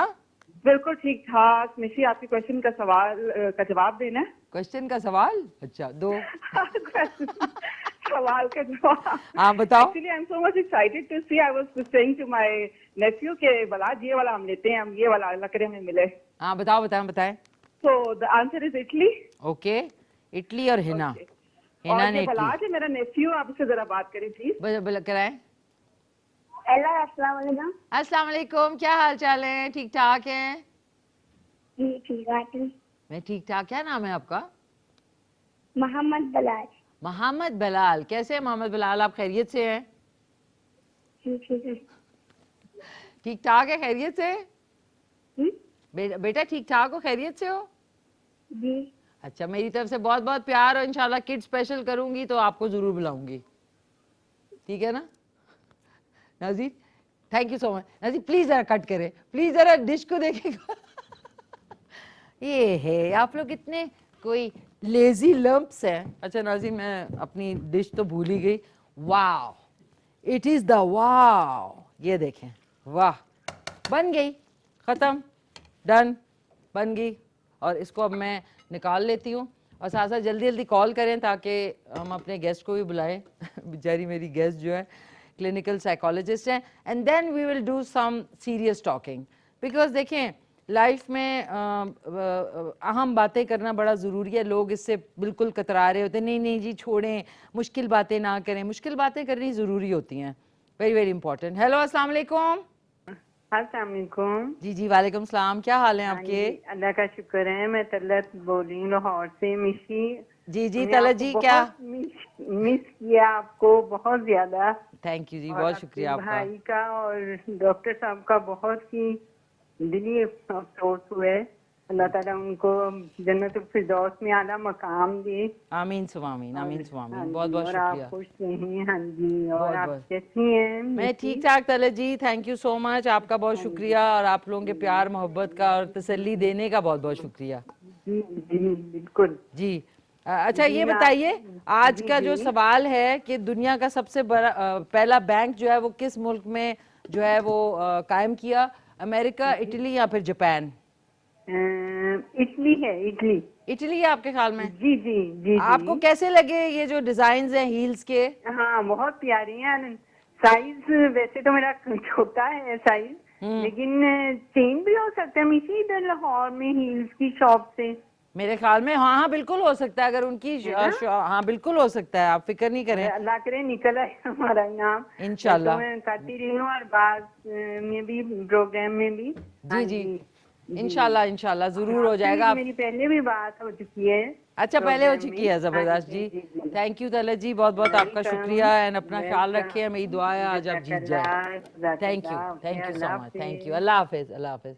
नाज़रीन थारा देख लें, ज़बरदस्त सी हमारी चिकन बन चुकी है, थोड़ी सी मैं टेस्ट कर लूँ इसकी गरेबी जो है, गरेबी, एक सेकेंड, आय हाय हाय नाज़रीन चिकन भी गल चुका है, बहुत ही गल गया है। पता है क्या, कल मैं देख रही थी ना वो जो अपना शो रील थी डॉक्टर गफ़ार के साथ, इतना वो एंजॉय करते थे ना, अल्लाह बख्शे खाना, कसम से इतना मैं मिस कर रही हूँ उनको। ओह ओह नाज़रीन, ओह नान आ जाए ना, इसके बाद यहाँ पे घमसान की जंग होगी मुझे पता है। तो अब जो है मेरे ख्याल में अब हमने एक कॉल ले ली है। हेलो अस्सलाम वालेकुम। सलाम वालेकुम। क्या हाल है मिशी? ठीक ठाक मैं ठीक ठाक, कैसी हैं? कौन बात कर रही हैं? समीना बात कर रही हूँ, समीना अजमल। समीना क्या हाल चाल है? खैरियत से? अल्हम्दुलिल्लाह, आप सुनाएं, आप ठीक हैं? ठीक ठाक खैरियत से, आप सुनाएं? अल्हम्दुलिल्लाह, दुआएं हैं। बस आपको देख रही हूँ, एंजॉय कर रही हूँ। इस टाइम मेरे हाथ में ना मोबाइल होता है, मैंने मोबाइल साइड पे रखा हुआ और मजे से चिल तरीके से आपका प्रोग्राम देख रही हूँ। अच्छा अच्छा अच्छा, थैंक यू यार, बहुत बहुत शुक्रिया आपका। सो आज के सवाल का जवाब के सबसे पहला बैंक किस मुल्क में कायम हुआ? हाँ, इटली में। इटली में? जी जी। कल भी आपकी लक नहीं काम की, अल्लाह करे आज लक काम कर जाए। हाँ बस कोई बात नहीं, किस्मत में होगा तो मिल जाएगा, वरना कोई बात नहीं। इंशाल्लाह, और इंशाल्लाह। इतना अच्छा सालन बनाया, वो कढ़ाई जो इतना मजे का लग रहा है, दिल कर रहा है बस मैं भी आके खा लूं। क्या करूं, खुद ही बना के खा लेती हूँ, नहीं मौका ही बहुत नहीं अच्छा मिलता किसी माशाल्लाह के लिए बनाती मिलाने हैं, का। बहुत अच्छा बनाती हैं, बहुत जबरदस्त। बहुत बहुत शुक्रिया, थैंक यू सो मच आपका समीना, और मेरी दुआ है कि आज आप हील्स का जूता जो है वो विन कर लें। थैंक यू वेरी मच, बहुत बहुत शुक्रिया, लॉट्स ऑफ लव। अब नाज़रीन हमें क्विक से ब्रेक पे जाना है, अब ब्रेक के बाद वापस आएंगे और वापस आके हमारी कुछ आज सीरियस टॉक होगी डॉक्टर उज़्मा मसरूर से, जो कि कंसल्टेंट क्लिनिकल साइकोलॉजिस्ट हैं। 2 सवाल मुझे शो से पहले ही मिल चुके हैं, एक आमिर साहब ने इस्लामाबाद से कॉल की थी और एक अवैस ने क्वेटा से कॉल की थी। इन दोनों के सवाल सबसे पहले मैं पूछूंगी, आप लोग उस वक्त कॉल करके पूछ सकते हैं। और आज ड्रग्स के हवाले से शुरू में मैंने अपने मोनोलॉग में बहुत सारी आपको इन्फॉर्मेशन दी, और ड्रग्स के हवाले से ही एक शो रील भी है, वो भी आपको दिखानी है। प्लीज़ अपने बच्चों का ख्याल रखें। ड्रग्स इस वक्त आम, जिस तरह चने बिक रहे होते हैं ना, उस तरह आजकल ड्रग्स जो है वो आम बिक रही हैं, बच्चों में, नौजवानों में, बुज़ुर्गों में, हर किस्म के हाउस वाइफ्स तक जो है उसका शिकार हो रही हैं, स्पेशली आइस का। सो लेते हैं क्विक सा ब्रेक, ब्रेक के बाद वापस आते हैं। खान शो, और आज की जो मेरी मेहमान हैं वो बहुत ही पाए की डॉक्टर हैं, और आप इनके फेसबुक पे मैं इनसे पूछ लूँगी, आप अगर आपने कोई कंसल्टेंसी करनी है या कुछ पूछना है या कोई आपको चीज़ बॉदर कर रही है, तो you can always contact her. Consultant clinical psychologist हैं और आज खूब सारी इनसे बातें करेंगे। डॉक्टर उज़्मा मसरूर साहिबा, अस्सलाम वालेकुम। वालेकुम सलाम। क्या हाल है आपके? जी ठीक ठाक। ठीक ठाक, welcome on the show. Thank you. बहुत शुक्रिया। डॉक्टर साहिबा, ड्रग्स के हवाले से ज़ाहिर है आपके पास बहुत पेशेंट्स आते होंगे आजकल, तो मतलब ऐसे हर जगह सुनने को मिल रहा है, स्पेशली आइस और ये एक्सटेसी और मुख्तलिफ तरह की जो ड्रग्स हैं, एक ज़ॉम्बी ड्रग भी निकली है फ्लाका के नाम से। तो इसके हवाले से आपके पास क्या मशरूम किया है जो आपके जो पेशेंट्स हैं? थोड़ा सा मैं इस बैकग्राउंड में जाऊंगी। अभी मैं आपका प्रोग्राम देख रही थी, तो मैं देख रही थी कि आपने काफ़ी अच्छी डिटेल से बैकग्राउंड भी बताया, बहुत सारे फैक्टर्स का जिक्र भी किया, ड्रग्स के नाम भी लिए, थोड़ी अवेयरनेस भी दी। तो आजकल के जैसे आपने कहा कि हर जगह हर इंसान के लिए, हर एक तबके के लिए ये चीज़ें इस वक्त अवेलेबल हैं और बहुत इजीली एक्सेसिबल हैं जी।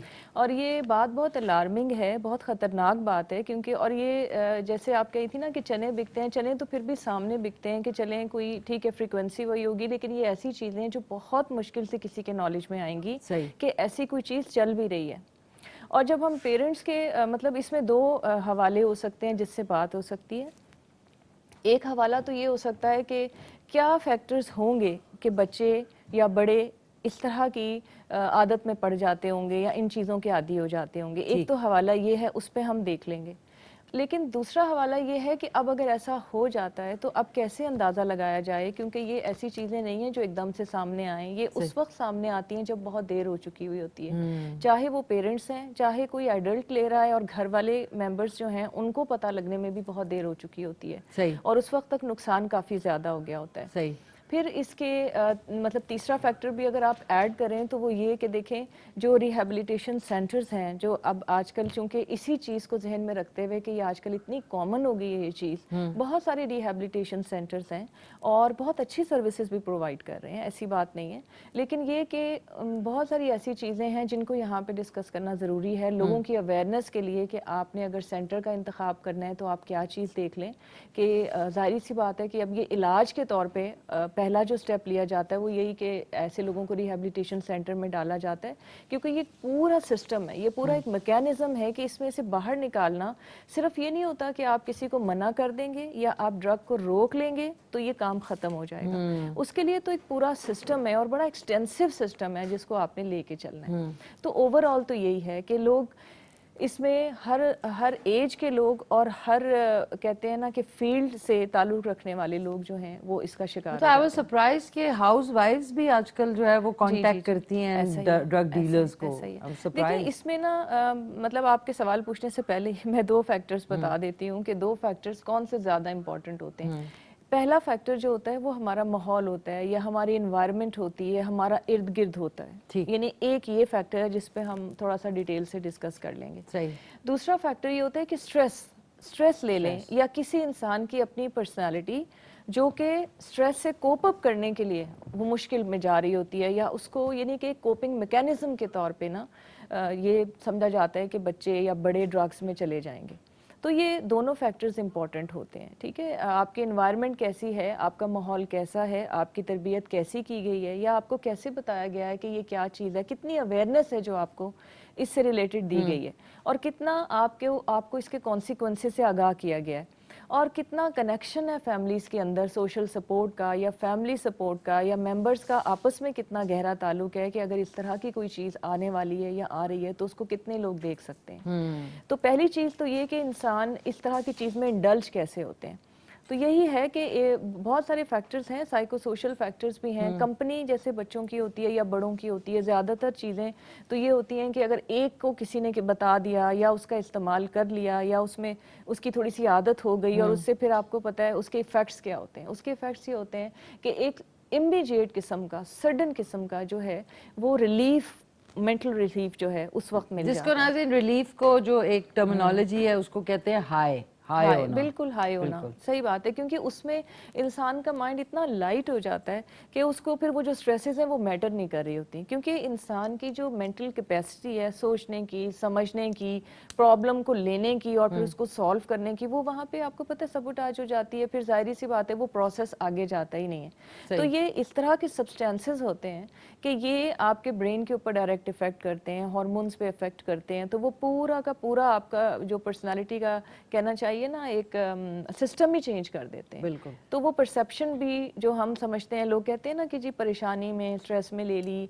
या कुछ इस तरह से। और एक फैक्टर और जैसे होता है कंपनी, मैंने अभी कहा कि अगर आपने किसी से सुना है, किसी ने इंट्रोड्यूस करवा दिया, या आजकल मैं बच्चों की बात आप कह रही थी, सॉरी टू इंटरप्ट, एक पीयर प्रेशर भी होता है कि कर लो एक सेकंड, क्या फर्क पड़ता है। और फिर आपने अभी जिक्र किया, मैं सुन रही थी आपकी सारी गुफ्तगू कि आप नाइट स्टे के लिए जाते हैं, आप कंबाइंड स्टडी के लिए जाते हैं। तो ये चीज़ें मैंने अभी कहा ना कि आपके एनवायरनमेंट या आपका जो आपकी फैमिली है उसको इन चीज़ों की अवेयरनेस पहले से सराउंडिंग में आपकी मतलब कंफर्ट होना चाहिए कि अगर आप कहीं जा रहे हैं तो आप बता के जा रहे हैं क्या, या फिर फैमिली। देखें एक हद तक मैं ये भी सोचती हूँ कि एक हद तक आपको बच्चों को इजाज़त बाहर निकलने की देनी भी पड़ती है। बिल्कुल। अब देखिए उन्होंने पढ़ाई की स्ट्रेस से कोप अप करना है, तो आप कितना उनको मना करेंगे कि भाई आप नहीं जाएं बाहर, या ये ना करो या वो ना करो, इससे ना मिलो उससे ना मिलो। आपको पता है बच्चा यूनिवर्सिटी जाता है या कॉलेज जाता है तो वहाँ पे बहुत सारे बच्चे उसको मिलते हैं और मुख्तलिफ बैकग्राउंड से आए हुए होते हैं। अब ये बहुत कंटेजियस सी बात है कि अगर एक बच्चे की फैमिली में, क्योंकि हम एज अ साइकोलॉजिस्ट समझते हैं कि अगर आपकी फैमिली टाइज बहुत वीक हैं और अगर आपकी फैमिली के अंदर प्रॉब्लम एग्जिस्ट करती है और आपको मतलब वही बात अभी हो रही थी कि तरबियत का हिस्सा नहीं है या हमने अपनी खुद लर्निंग प्रॉपर नहीं की हुई बच्चों के साथ, तो फिर क्या होगा कि बहुत लाइकलीहुड है कि वो जल्दी से इस बिहेवियर में इंडल्ज हो जाएंगे। फिर एक बच्चा होगा तो जाहिर है कि फिर सारे बच्चे आपस में फिर कनेक्टेड होते हैं। और फिर मुझे ये भी लगता है कि अगर घर में स्ट्रेस का माहौल ज्यादा है तो बच्चे एस्केप के तौर पे भी हाँ जी, बिल्कुल, कि coping किसी तरह mechanism निकले है हैं, या माँ बाप की बहुत ज्यादा चिक चिक भी बहुत हो रही हो तो प्लेजेंट माहौल नहीं है, तो उसको भी उससे निकलने के लिए भी एक फैक्टर हो अच्छा सकता है। मिशी, आपने देखा होगा कि और ऑब्जर्व भी किया होगा, और जितने भी पेरेंट्स मेरी बात सुन रहे हैं वो इससे एग्री करेंगे कि आजकल के बच्चे मोस्टली ये होता है कि डिटैच्ड मोड में होते हैं।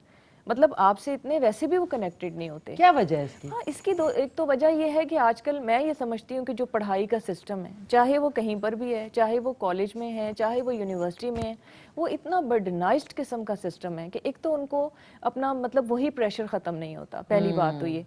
और दूसरा मैं समझती हूँ कि जो सोशल मीडिया का अनकंट्रोलेबल किस्म का यूज़ है, उसमें फिर जाहिर सी बात है कि आप फैमिली की बजाय आप जाहिर है बाहर से ज़्यादा कनेक्टेड हैं, आपको फेवरेबल रिस्पॉन्सेज बाहर से आ रहे हैं ना कि फैमिली से। फिर मैं फैमिली तो बुरी लगती है क्योंकि फैमिली वाले तो फिर मना करेंगे, ये ना करो वो ना करो। हमें तो ये लगता है मतलब कि हमें मना किया जा रहा है, उस वक्त ये थोड़ी समझा जाता है कि मतलब ये चीज़ें। ये आपने ये जो चीज़ बोली, इसी के ऊपर जो हमारे पहले कॉलर थे इसी हवाले से आमिर साहब थे फ्रॉम इस्लामाबाद, जी। उन्होंने एक सवाल पूछा था कि जो बच्चे मोबाइल बहुत ज़्यादा यूज़ जी, करते हैं बिल्कुल। तो उसका उनकी तबीयत में और उनके फिजिकल या मेंटल उस पर क्या असरात उसके होते हैं? देखिए लेटली ना अब अगर आप इसको थोड़ा सा देखें तो एक नया डिसऑर्डर जो है वो इंट्रोड्यूस हुआ है। जैसे हम डिसऑर्डर्स की बात करते हैं ना, जैसे एंजाइटी डिसऑर्डर है जी, डिप्रेशन डिसऑर्डर वगैरह, उसी तरह से एक नया डिसऑर्डर इंट्रोड्यूस हुआ है हमारे मैनुअल में जो कि है नॉन सब्सटेंस एडिक्शन के नाम से। Non substance addiction? हाँ जी, ओके, ठीक है। अब इस वक्त दोनों एडिक्शंस की बात कर लेते हैं ना, वो सब्सटेंस एडिक्शन है, ये नॉन सब्सटेंस है। ओके। अब क्या होता है कि जब आप एक्स्ट्रा यूज करते हैं गैजेट्स का और इन्वॉल्व होते हैं बहुत ज़्यादा उसमें, तो क्या होता है कि आपके ब्रेन के वही मैकेनिज्म बेसिकली एक्टिवेट होते हैं, वही न्यूरोकेमिकल्स का इम्बैलेंस आता है जो कि ड्रग लेने से या किसी सब्सटेंस से आता है। अच्छा, Oh my अब God. आप देखिए इसका नाम ही नॉन सब्सटेंस एडिक्शन रखा गया है कि वो एग्जैक्टली वही विथड्रॉल, सबसे पहले ये कि वही इंटॉक्सिकेशन आपकी पर्सनालिटी में आती है कि आप देखें कि बच्चे जो ज़्यादा यूज़ करते हैं उनके वो वजूहात भी ये हैं कि देखें आप अपने इर्द गिर्द सोशलाइज नहीं कर रहे, आप अपनी रियलिटी से इन टच नहीं है। अब छोटा बच्चा है, उसको ये नहीं पता कि मेरा टाइम पे सोना ज़रूरी है, पढ़ना ज़रूरी है, या मेरा चलो बाकी बच्चों के साथ खेलना ज़रूरी है, किताबें पढ़ना ज़रूरी है, उसको तो ये नहीं पता ना, वो तो छोटा बच्चा है। तो अब अगर उसको कोई ऐसी चीज़ मिल गई है जो रंगारंग है, मूवमेंट्स हैं, उसमें कलर्स हैं, ये चीज़ें तो बच्चों को अच्छी लगती हैं, Attract करती हैं, और फिर वो टच होता जा रहा है, अपनी मर्जी की चीज़ें खुलती जा रही हैं, तो एक वो वंडर वर्ल्ड में बच्चा एंटर होता जा रहा है। आप रोक तो नहीं सकते उसको कि यहाँ नहीं, इस साइड पे नहीं जाना है, जो भी गेम उसने खेलनी है वो खेलेगा। तो अब ये एक इंटरनल आप देखें कि इंस्टिंक्ट है बच्चे का कि उसको जब प्लेजर मिलता है, तो जब उसको एक चीज़ से प्लेजर मिल रहा है तो वो क्यों फिर इर्द गिर्द अपनी रियलिटी में घुसेगा जहाँ से उसको प्लेजर नहीं मिल रहा, ऑब्वियसली वहाँ से तो क्यों आके बैठेगा माँ क्यों बाप के बैठेगा साथ वो या? उसको और बातें करेगा और बातें मानेगा कि जी ये भी करो तो वो भी करो। तो एक ना हमारी तरफ से ये एक निग्लिजेंस समझ लें थोड़ी सी हो गई हुई है कि मैंने अब ये देखा है कि बच्चे बड़े घर में पेरेंट्स खुद भी बहुत बिजी हैं, फिर ये कि उनके बड़े बहन भाई भी बच्चों के बिजी हैं, तो छोटे बच्चों के पास या दरमियाने उम्र के बच्चों के पास मोबाइल एक ऐसी चीज़ है जो दोनों के लिए पीसफुल है। अभी फिलहाल ये हुआ अच्छा, हुआ मैंने एक चीज नोट की है, बच्चों को मदर्स जो है ना, जिस तरह उनकी कोई फ्रेंड्स आई हैं जी। उनको पीछे से उतारने के लिए ना मोबाइल पकड़ा देते ऐसा हैं ही है। बेबीज को, बेबीज बेचारे लगे हुए हैं कि यार चुप रहेगा ये। जी बिल्कुल यही बात है ना, देखिए वो भी सुकून में है और बच्चा तो है ही सुकून में कि आपने तो उसको दे दिया जो देना था। अब ये होता है कि अब देखें जब ये एडिक्शन इसको कहते किस लिए हैं, क्योंकि ये चीज़ फिर बढ़ती है। अब ऐसा थोड़ी होगा, कभी आपने किसी बच्चे को देखा जो थोड़ी देर खेल के कह दे लें भाई मुझे बहुत देर होगी ये ले लें वापस। जाहिर है कि वो खेलेगा खेलेगा खेलेगा खेलेगा। अब then it becomes part of their internal system, फिर वो न्यूरोलॉजिकली और बायोलॉजिकली वो उसका पार्ट बनने लग जाता है। अभी आप ये देखें, ये बच्चे ज्यादा देर बैठे रहते हैं, लेटे रहते हैं, आप देखिए उनका पोस्चर भी वैसा हो गया हुआ है। मतलब मुझे लगता है छोटे छोटे बुढ़े नहीं होते जिसका बिल्कुल लागर, उठने में प्रॉब्लम, लेटने में मूवमेंट जो नहीं है इनकी। अच्छा, फिर जो खाया है आपने सारा दिन, अभी 1 साल हमने घरों में गुजारा है, आप देखें कितनी लेस मूवमेंट थी, बाहर नहीं जाना, ऑब्वियसली ये जरूरी भी था। अब घर में बैठे हुए हैं तो क्या है, आपके पास जो एडिक्ट नहीं भी थे बच्चे इन चीज़ों के, गैजेट्स के, अब वो हो गए हैं। और जो बड़े थे उनको वैसे ही मतलब ऑनलाइन काम करना है, उनको नहीं उठना उससे, जितना वो ज़्यादा बैठेंगे उतना वो काम करेंगे, उनको उतना रिवॉर्ड मिलेगा। तो बाहर तो हम निकल नहीं सकते, तो वो जो खाते पीते हैं वो सही से हजम नहीं होता, तो फिर वो अब स्टमक के इश्यूज भी आने लग जाते हैं। तो मतलब ये नुकसानात तो बहुत सारे हैं। फिर आप ये देखें साइकोलॉजिकल नुकसान क्या होते हैं गैजेट्स में घुसे रहने के। एक तो ये कि जब आप 1-on-1 पे अपनी मतलब रियलिटी में लोगों से सोशलाइज ही नहीं कर रहे, तो आप लर्न भी नहीं कर रहे कि टॉलरेंस क्या होती है, या किसी की बात सुननी होती है, या कोई क्या चाहता है, आप उस तरह से इमोशनल एक्सप्रेशन को ना तो दे रहे हैं ना ले रहे हैं। तो एक वो हमारी ना सोशल डेफिसिट शुरू हो जाता है। फिर दूसरा क्या होता है कि जो आपने रूटीन अपनी फॉलो करनी है, जैसे बच्चे ने पढ़ना है, मैंने अभी बताया कि फिर उसको ना एजिटेशन होती है, टेंशन होती है कि मतलब पढ़ना तो बहुत ही मुश्किल, भाई उसको कौन पढ़े अब बैठ के। और इसी वजह से जो टेम्परामेंट के इश्यूज आ रहे हैं वो इसीलिए आ रहे हैं कि वो जो एक्सेसिव यूज़ है हमारे पास, कि जो हमने एस्केप ढूंढा हुआ है, तो उसके बाद जब आप बच्चे से लेते हैं फ़ोन, कुछ अरसे के बाद मतलब फ़ोन कर लें, ये गेम कर लें, इस तरह की जो भी चीज़ जो गैजेट रिलेटेड है, जब आप उससे वापस लेंगे, आप यकीन करें कि जो बच्चे का बिहेवियर होता है वो उससे डिफरेंट नहीं होता जो ड्रग का विथड्रॉल हो रहा होता है। कि मतलब उससे कुछ ले लिया और वो बेचारे को आपने देखा है कि अभी ऐसे बच्चे को कि वो कैसे उसकी बॉडी जो है उसको रिएक्ट कर रही होती है, गुस्सा आ रहा होता है, एजिटेशन आप घंटों इनको बिठा दें, इनको कभी भूख नहीं लगेगी, इनको वॉशरूम नहीं जाना, इनको कुछ नहीं करना, क्योंकि इतने इन्वॉल्व होते हैं। और जैसे ही आप ये चीज़ लेते हैं तो उसमें फिर रोना, छोटी उम्र में तो ये होता है रोना, पीटना, चीखना, चिल्लाना। फिर कोई चीज़ भी सामने आ रही है तो आप देखें मिसबिहेव हो रहा है और मारना पीटना चल रहा है। तो मसला ये है कि वो कहते हैं ना, excess of everything is bad, right. अब अगर आप इनको ये देंगे नहीं तो ये बच्चे फिर नई टेक्नोलॉजी से इक्विप्ड नहीं होंगे। अच्छा, एक जस्ट क्वेश्चन, शायद मैं इसमें गलत हूँ, मैंने देखा कि जो गोरों के बच्चे होते हैं उनको उन्होंने स्मार्टफोन्स नहीं दिए हुए होते।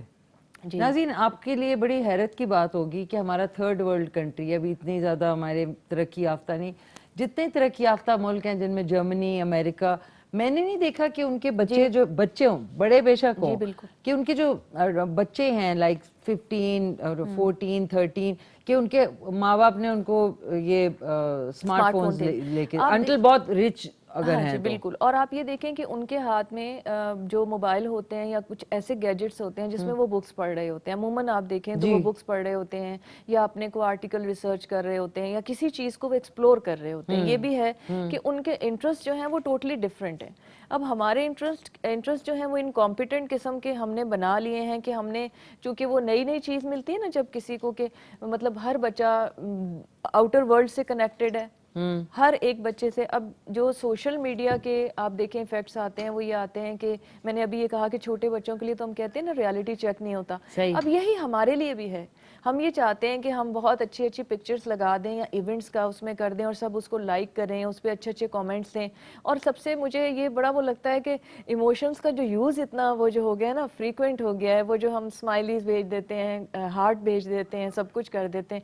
तो मतलब एक तरफ ये इमोशन एक्सप्रेस करने का आलम हो जाता है कि बस आप भेजे जाते हैं, और एक तरफ ये होता है कि जो रियलिटी में आप एक नॉर्मल सी बात भी नहीं दूसरे से कर पाते। हाँ, और वैसे आप इमोशंस भेज रहे हैं। वैसे आप इमोशंस। अच्छा, कुछ लोगों को मैंने देखा कि इमोटिकॉन्स पता कैसे भेजते हैं, देख उधर रहे होंगे टिक टिक टिक टिक टिक कि जी लव का भेज दिया, 5-6 हार्ट भेज दिए, और पीछे से जो है वो दिल में गालियां दे रहे हैं। तो ये जो है ना, ये कंट्रोवर्सी जो अपने इंटरनली चलती है। तो वापस आते हैं ड्रग्स वाली बात पे, फैक्टर्स की बात हम कर रहे थे ना, आप कह रही थी कि ख़वातीन को कैसे होता है। देखें, जब इंसान को अवेलेबिलिटी हो, पहली बात ये कि अगर किसी ने किसी चीज़ से इंट्रोड्यूस करवा दिया है। अच्छा, आप देखें कि बाज़ जगह पे ड्रग्स जो ये जो नहीं होती कुछ मेडिसिन ऐसी होती हैं, रिलैक्सेंट्स होते हैं, इनकी भी बाद दफ़ा एडिक्शन। अच्छा सॉरी, इससे मुझे याद है जिसमें सोने की जी एक एल से शुरू होती है जी दवाई, बिल्कुल जो ऐसे ऐसे एल से भी शुरू होती है। नहीं और बोल एक- दे लेक्सोटनेल। अच्छा लेक्सोटनेल मैं जब वो खा लेती हूँ तो वो भी एडिक्शन है। सोने की गोलियां भी एडिक्शन है, मसल रिलैक्सेंट भी एडिक्शन है। और एक और भी वो नलबन के इंजेक्शन जो हैं वो मतलब डॉक्टर्स कभी ज़रूरत होती है किसी सर्जरी के बाद या किसी ख़ास बीमारी में ज़रूरत होती है वो लगवाते हैं। ज़्यादातर जो हाउस वाइफ्स हैं या लेडीज़ हैं जो मतलब वर्किंग नहीं है, उनमें मैंने देखा है कि ये बहुत यूज़ हो रहा है। मतलब वर्किंग में नहीं हो रहा ये हाउस वाइफ्स में जी। क्योंकि उनके लिए इजी है कि उन्होंने बस अपना काम खत्म किया और सो गए। अच्छा मैंने नोट किया जो ये सोने की गोलियां जो भी रिलैक्सेंट जो भी खाते हैं ना, उनकी जो स्पीच है ना वो स्लर करने लगती है, ऑब्वियसली क्योंकि वो स्लो हो जाते हैं, सिस्टम स्लो डाउन हो जाता है, स्लो डाउन जी, क्योंकि वो मसल रिलैक्सेंट है। वो वैसे उनका इफेक्ट ब्रेन के ऊपर ऐसा है कि उसने मतलब स्लो डाउन करना है प्रोसेसेस को। अच्छा, इसकी वजह ही लेने की ये है कि जब आपकी एक्चुअल में जब आपकी लाइफ के चैलेंजेस आपके सामने आते हैं ना, तो नेचर का ये एक मैकेनिज्म है कि आपको जब स्ट्रेस आता है लाइफ में तो आप उसे कोप अप करने के लिए अपना इंटरनल जो है जो भी आपके रिसोर्सेज हैं उनको आप यूज करते हैं, तो सीखते हैं उससे। ठीक है ना? मतलब अब कोई खातून है उसकी लाइफ में जैसे शादी हुई तो जाहिर है कि नए नए इन्वायरमेंटल चेंजेस आए, फैमिली चेंजेस आए, उनके साथ कोप अप करना, फिर चलें बच्चे हो जाते हैं, फिर उनकी रूटीन के साथ। तो ये जो चैलेंजेस हैं ये हेल्दी होते हैं माइंड के लिए कि ये आपको आप वक्त के साथ साथ सीखते हैं। जितना आप आगे जाते जाते हैं आप उतने सख्त भी होते हैं, उतने आप कहना चाहिए कि लर्नड भी होना शुरू हो जाते हैं, लोगों को अच्छे मशवरे भी दे सकते हैं। लेकिन होता क्या है कि ये इस तरह की चीज़ें जब आप लाइफ में लेने लग जाते हैं तो वो एक्चुअल चैलेंजेस से तो वो एस्केप हो गया और फिर उसके लिए आपका कंसंट्रेशन भी नहीं है। बिल्कुल नहीं है। अच्छा, ऑन दिस नोट सॉरी आपकी बात इंटरप्ट हुई, ड्रग्स के बारे में नाज़रीन हम लोग बात कर रहे थे। एक बहुत ही ज़बरदस्त शो रील है, ओरिजिनल, बिल्कुल बिल्कुल वो कहते हैं ना विदाउट एनी उसमें कोई वो नहीं। असल में ये ड्रग्स के जो पेडलर्स हैं इनको पकड़ा गया है पुलिस ने, और ये जो शो रील है चल के देखें, आपके तोते उड़ जाएंगे। अस्सलाम वालेकुम। वालेकुम सलाम जी। मैडम आप बात कर रही हैं? जी जी मैं बात कर रही हूँ। आप कौन? मैं मिसबा बात कर रही हूँ। कैसी हैं आप? ठीक है जी मिसबा, मैं ठीक हूँ, आप कैसी हैं? मैं ठीक हूँ। मैडम आप किसी सांवल को जानती हैं? जी जी बोलें। मैं SHO वुमेन बात कर रही हूँ। हमने सांवल को अरेस्ट कर लिया है। सांवल के मोबाइल की फॉरेंसिक कराई गई है और उसकी स्टेटमेंट के मुताबिक आप और आपकी दोस्तें जो उनसे आइस खरीदी थी। क्या मतलब है आपका?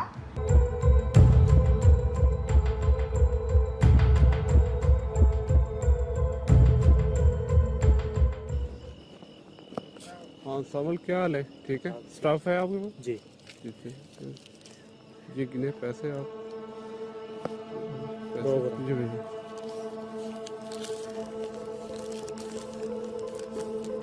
ओके है जी चेक कर लो।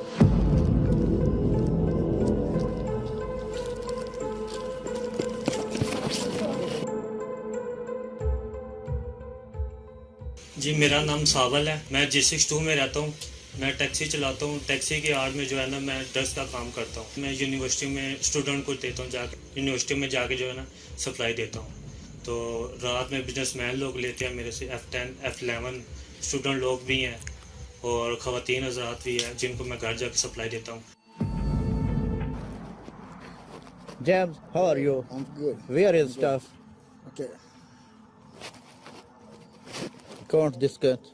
36,000. Jim? Okay. This is good stuff? Yeah, very good. Okay. See you next. My name is Friday James Ambuta. Yeah, I'm from Nigeria, living in Islamabad, currently in H13. Yeah. So he called me, he asked me to come. Then I went to G10 and meet in G10. I take the stuff, he gave me 3, then I went. Police catch me.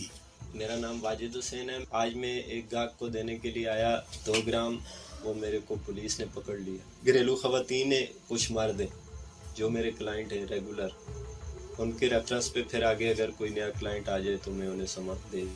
घरेलू ख़वातीन में madam है, madam है, एक वो madam आती होती है, मर्सिडीज़ गाड़ी होती है उनके पास, मुझे उनका नाम नहीं पता। हमारा नाम है, मेरा बाप का नाम है मैं अफगानिस्तान से ताल्लुक़ रखता हूँ। जिले और निशारित बस हमको पकड़वा है, हम हवाले करते हैं, को मालूम नहीं है वो किसका देते हैं, यूनिवर्सिटी वाला को देते हैं, किसका देते हैं वो हमको मालूम। अस्सलाम वालेकुम। वालेकुम सलाम जी। मैडम आप बात कर रही हैं? जी मैं बात कर रही हूँ। आप कौन? मैं मिसबा बात कर रही हूँ। कैसी हैं आप? ठीक है जी मिसबा मैं ठीक हूँ, आप कैसी हैं? मैं ठीक हूँ। मैडम आप किसी सावल को जानती हैं? जी जी बोले। मैं SHO वूमेन बात कर रही हूँ। हमने सावल को अरेस्ट कर लिया है। सावल के मोबाइल की फॉरेंसिक कराई गई है और उसकी स्टेटमेंट के मुताबिक आप और आपकी दोस्तें जो उनसे आइस खरीदी थी। क्या मतलब है आपका? आप मैडम थाने तशरीफ़ ले आएँ, ठीक है, और अपने जो है पेरेंट्स का नंबर शेयर करें मेरे साथ। आप क्या बात कर रही हैं? मैं किसी सावल को नहीं जानती हूँ और प्लीज़ आप मेरे घर वालों के साथ कोई रब्ता ना करें। मैं एक स्टूडेंट हूँ। प्लीज़ मैम आप मेरे घर में कॉल ना करें प्लीज़। ये है नाज़रीन, ये तो छोटी सी एक सूरत हाल आपको ओरिजिनल जो है वो दिखाई गई। इससे बहुत ज़्यादा आगे कहानी पहुँच चुकी है। सो इसलिए बी वेरी केयरफुल, किसी के हाथ से कुछ ले दे के मत खाया करें, बच्चों को भी वार्न करें। किसी के मतलब एक दफ़ा इसकी एडिक्शन हो जाए उज़मा तो I think there is no going back. बिल्कुल no going back, you are right. तो और ये एक बहुत बड़ा माफिया बन चुका है जी, बहुत बड़ा माफिया है। मतलब आप जितना सोच भी नहीं सकते ये उतना बड़ा माफिया है। मतलब बहुत गहरी जड़ें हैं इसकी। तो इसका क्या अब कुछ मतलब ये तो बिल्कुल मुझे कभी लग रहा है कि जिस तरह कोलंबिया नहीं है साउथ अमेरिका में, वो ड्रग लॉर्ड का मतलब वो गढ़ है। हाँ तो मुझे लग रहा है कि पाकिस्तान कुछ अंदरूनी तौर पे ये बनता जा रहा है। बिल्कुल ड्रग लॉर्ड्स हैं यहाँ पे। जी, अब देखें लैक ऑफ एजुकेशन भी है ना यहाँ पे। मतलब बाहर के मुल्कों में तो मैं ये कहूँगी एडवांस कंट्रीज में तो चले, मेरा ख्याल है, मतलब हो सकता है मैं गलत हूँ, लेकिन मुझे लगता है कि शायद फैमिली टाइज का भी इशू होता है। बच्चे बहुत शुरू में इंडिपेंडेंट हो जाते हैं, क्योंकि वो अलहदा रहते हैं, अपना काम करते हैं, तो मतलब इंडिपेंडेंट होते हैं, तो उनके लिए आसानी होती है कि वो किसी भी चीज़ में पड़ जाएं। लेकिन ये तो हमारे सिस्टम की स्ट्रेंथ है कि हमारे घरों में हम मतलब हम फैमिलीज़ की सूरत में रहते हैं, यहाँ जॉइंट फैमिली सिस्टम्स होते हैं, या हमारे पेरेंट्स जो हैं बच्चों के ऊपर कड़ी नजर रखे हुए होते हैं। नहीं, मुझे जो कभी लगता है कि क्योंकि हम बच्चों को बहुत ज्यादा प्रोवाइड कर रहे होते हैं हर चीज, पैसे चीजें, तो उनको पता होता है हाँ हमें तो मिल ही रहा है, तो उसके लिए मेहनत करने के लिए तो फिर आपको सेन रहना पड़ता है ना। अगर आपको पता है आपने रोटी खानी है खुद से बना के, तो फिर आप इन खुराफात में पढ़ने से पहले 10 दफा सोचेंगे यार मतलब मेरा रेंट कौन देगा, मैं खाऊंगा कैसे। ऐसा ही है, बिल्कुल। तो बहुत ज्यादा कंफर्ट जोन में भी नहीं बच्चों को लाना चाहिए। नहीं लाना चाहिए। और वो जो हम हर चीज़ प्रोवाइड करने की बात करें, देखिए मैं ये भी समझती हूँ कि कुछ हद तक ना मैं मतलब पेरेंट्स जो हैं अब काफ़ी हद तक हेल्पलेस हैं भी, क्योंकि देखें आपने बच्चों को प्रोवाइड भी करना है, क्योंकि एक सोसाइटी है जिसमें आपने उनको ज़ाहिर है एक नॉर्मल इंडिविजुअल के तौर पर उन्हें ज़िंदा भी रहना है, कम्पीट भी करना है। लेकिन फिर वही बात है कि अगर आपकी एक क्लोज बॉन्डिंग होती है बच्चों के साथ, या फैमिली में सब एक दूसरे को जान रहे होते हैं। अब जैसे ये बात हो रही है कि जी कैसे पता चलेगा जब बहुत देर हो चुकी हुई होती है, मेरा ख्याल है कि अगर एक फैमिली है और फैमिली के अंदर आप डेली एक दूसरे से मिलते हैं, तो आपको किसी भी तरह के डिफरेंट साइंस फौरन पता चल जाएंगे। अगर एक बच्चा ज़्यादा विदड्रॉन है, फॉर एग्जाम्पल आइसोलेटेड रहता है, या खाना नहीं खा रहा, या कमरे में जाके वो ज़्यादातर सो रहा है, ठीक है, या पढ़ाई नहीं कर पा रहा, पहले बाहर जाता था अब नहीं बाहर जा रहा, तो ये कि इन चीज़ों को बहुत ज़्यादा गौर से देखना चाहिए कि मतलब हो सकता है कि शुरू में ही आप बच्चे को देख लें और बच्चे को पकड़ लें, ना कि हम मतलब उसको इग्नोर ना करें कि जी चलो कोई नहीं पढ़ाई ज़्यादा की होगी, मतलब अपने तौर पे ना करें। दूसरा ये कि कई घरों में ये भी होता है कि आप बच्चों के साथ कम से कम इतनी बातचीत ज़रूर रखें, क्योंकि आजकल के बच्चे थोड़े सीक्रेटिव हैं, वो हर बात आपको नहीं बताएंगे, ये तो फॉर श्योर है। मतलब ऐसा नहीं होगा कि आप इस खुशफहमी में रहें कि बच्चा हर एक चीज़ आपको बता देगा। ये तो क्या वजह? ये वजह ये है कि एक तो हम थोड़े मॉडर्नाइज भी हो गए हुए हैं, हमें ऐसा लगता है कि हमारे पेरेंट्स ओल्ड हैं, हर बात समझेंगे भी नहीं। आप देखिए ना जनरेशन का गैप कितना आ गया है। मतलब हम अगर 10-20 साल पहले चले जाएं तो हमारी उस वक्त की मास्टर्स की एजुकेशन में और इस वक्त की एजुकेशन में कितना फ़र्क है। तो बहुत सारी चीज़ें ऐसी होती हैं जो अब एक नॉर्मल आप देखें जो एक सोशल लाइफ है उसका पार्ट बन गई है ना। मतलब ये कि आप बाहर वाले भी ये कहते हैं कि अच्छा अम्मी अब्बू को बताने की जरूरत नहीं है। अब देखिए हैंग आउट भी करना है, आपने बाहर जाना है, खाना पीना भी है, ठीक है, आपने बैठ के कंबाइन मेरा नहीं ख्याल हम इतनी पढ़ाइयाँ करते होते थे कि जी अब कंबाइन स्टडी तक की नौबत आती है। अगर आती थी तो 10-15 दिन आती थी जिस दिन हमें एग्जाम होते थे। अब आपको प्रोजेक्ट जमा कराने हैं, फाइनल ईयर प्रोजेक्ट जमा हो रहे हैं, ये हो रहा है, तो कुछ ना कुछ करके आपने बच्चों को मौका देना ही देना है कि वो इकट्ठे रहें, तो हर चीज़ वो इसलिए नहीं बताएंगे कि उनको, एक तो ये होता है कि पेरेंट्स पता नहीं मना करेंगे, इनको क्या पता, ये कहेंगे इससे ना बोलो, उससे ना बोलो, इसको टेक्स्ट नहीं करो, रात को क्यों फ़ोन कर रहे हो। इससे बचने के लिए भी बच्चे बाल दफ़ा करते हैं। तो कुछ हद तक तो आप 50% 60% आप उनको करने दें, क्योंकि यही आपने करना है, इससे ज़्यादा आप कर नहीं इसमें ही सकते। आपकी क्या कहेंगे, बेहतरी है कि देखें बच्चा एटलीस्ट आपसे बात कर ले, बच्चा एटलीस्ट आप उसको इतना इतना मतलब रखें कि वो जब कोई बात करना चाहे तो वो कर सके। ये ना हो कि उसको पता हो कि आगे से तो बहुत बुरा सलूक होने वाला है, क्योंकि जब हम अंडरस्टैंड नहीं कर पा रहे होते ना, देखें ये जो प्रोग्राम है इसको आप इसलिए भी मैं समझती हूँ पेरेंट्स के लिए इम्पोर्टेंट है कि वो इस बात को समझें कि ये जो हम समझते हैं कि हमारे दौर का जो दौर है वही चले जा रहा है, इनको उसी तरह हमारी बात समझनी चाहिए जैसे हम समझा करते थे, उसी तरह मेहनत करनी चाहिए जैसे हम करते थे। अल्लाह करे वैसे इतनी मेहनत कर ही ना ले कोई। अच्छा नाज़रीन, सॉरी टाइम का नाज़रीन, जब अच्छा टॉपिक होता है ना, मैं आंखें बंद करके जो हील्स के 3 विनर्स हैं उनका नाम, अच्छा जी एक आपने निकालना है जल्दी से। पहला नाम है तलत फ्रॉम लाहौर, आपके लिए एक जूता गिफ्ट के तौर पे हील्स वालों का। अच्छा जी अब आ जाते हैं, आप एक निकालें। अच्छा जी और पढ़ें कौन है वो खुशकिस्मत। हिना रावलपिंडी से। हिना फ्रॉम रावलपिंडी। और जितनी हिना ने आज एक्साइटेड कॉल की थी ना कि मैं डर गई इतनी एक्साइटेड थी। बहुत मुबारक हो हिना आपको, एक आपका नाम निकल आया, एक तलत का फ्रॉम लाहौर, और अब लास्ट देखते हैं किसका निकलता है। अजी इसलिए मैं आंखें बंद करती हूँ। चले जी बिस्मिल्लाह। हाय अल्लाह, इतनी खुशी हुई है मुझे। नूरुलैन ने मुझे कहा था रेड लिपस्टिक लगाने को, रेड लिपस्टिक तो मैं भूल गई लगाना, लेकिन नूरुलैन ने हरीपुर से जीत लिया 3rd हील्स की खूबसूरत जूती। सो ब्रावो, मुबारक हो बहुत बहुत तीनों को। Hina from Rawalpindi, Noorulain from Haripur and Talat from Lahore. आप सबको तीनों को मुबारक हो। इंशाल्लाह आपके कॉल करके आपके जो एड्रेसेस हैं वो इंशाल्लाह जो है वो आपको क्या कहते हैं मिल जाएंगे ज़बरदस्त से। अब ये नाज़रीन मुझे जूता पहनने को कह दिया गया, एक अदर जूता पहन के दिखा ही देते हैं, क्या बात है इसमें। तो अच्छा मुझे ये बताएं, जब तक आप हमारे जो व्यूअर्स हैं उनको कोई अच्छा सा, एक तो एक क्वेटा से अवेश थे, उन्होंने कहा था कि अच्छी और बुरी यादें, मैंने उनसे कहा था बुरी यादें तो याद ही ना करें तो भूल जाती हैं। बिल्कुल। लेकिन वो कह रहे थे किस तरह इनसे पीछा छुड़ाया जाए, याद माजी अजाब है यार, छीन ले मुझसे हाफ़। हाँ बस वो ये कह रहे थे, उनका जवाब अच्छा मेरा ये ख्याल है कि यादें जो हैं वो इंसान का सरमाया होती हैं। बुरी यादें ठीक है बाद दफ़ा तंग करती हैं, लेकिन बुरी यादों से एक तो कुदरत का निज़ाम है कि जैसे जैसे वक्त गुजरता है चीज़ों की उस तरह से इफादियत नहीं रहती जहन के ऊपर। अगर अपने आप को आप दूसरी रूटीन में अगर बिज़ी कर लें, पॉजिटिव एक्टिविटीज़ में बिज़ी कर लें, तो नेगेटिव यादों को आप बार बार ना जहन में लाएं तो वो इतना तंग नहीं करेंगी। लेकिन दूसरी बात ये कि यादों से भागना नहीं चाहिए कभी भी। जो बुरी यादें भी होती हैं उनके अंदर भी कुछ ना कुछ आपके सीखने के लिए रखा हुआ होता है, तो आप उसके जो पेनफुल एस्पेक्ट है उसको छोड़ के उसमें से कुछ सीखने की चीज़ है तो उसको याद रखें।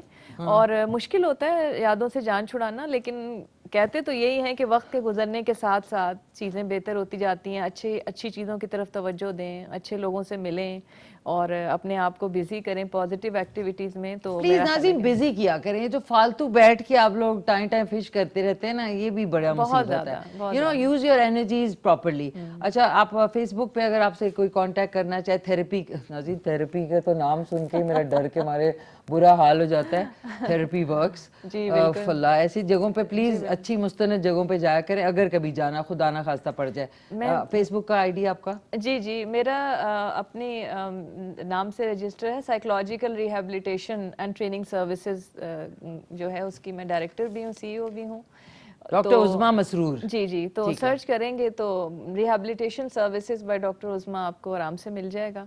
और थोड़ा सा थेरेपी के हवाले से कि ज़रा बदनाम हो गई है, लेकिन इसमें यह है कि काउंसलिंग, थेरेपी या साइकेट्रिक हेल्प ये सब चीज़ें डिफरेंट हैं। तो आई थिंक इंशाल्लाह हम कुछ अरसे में लोगों को ज़्यादा अच्छी अवेयरनेस देंगे, उनको बताएंगे कि देखें काउंसलिंग की अपनी इफादियत है, काउंसलिंग की अपनी डोमेन है और वो भी एक अच्छी चीज़ है। अच्छी चीज़ है। साइकोथेरेपी जो है वो डिफरेंट चीज़ है, वो थोड़ी सी कॉम्प्लिकेटेड लेवल पे की जाती है, थोड़ी डिफरेंट लेवल पे की जाती है, उसकी प्रॉपर ट्रेनिंग होती है, काउंसलिंग की प्रॉपर ट्रेनिंग होती है, और जो रिहेबिलिटेशन है जो ड्रग के लिए हम करते हैं वो मैंने वैसे ही आपको बताया कि वो बिल्कुल डिफरेंट डोमेन है। उसमें साइकेट्रिक हेल्प, साइकोलॉजिकल हेल्प और काउंसलिंग, उन सारों की कम्बिनेशन से वो जो ड्रग का इफेक्ट है उससे निकाला जाता है, रिहेबिलिटेट किया जाता है। और नाज़रीन आपको बता दूं, ये आपकी नॉलेज के लिए, कि जो साइकाइट्रिस्ट है वो आपको दवाई प्रिस्क्राइब कर सकता है, जो क्लिनिकल साइकोलॉजिस्ट हैं वो आपको थेरेपी देते हैं, वो आपको मेडिकेशन नहीं देते, तो इसलिए इन दोनों में सिर्फ ये फर्क है। बिल्कुल। और I am basically president of Pakistan association of clinical psychologist Islamabad chapter.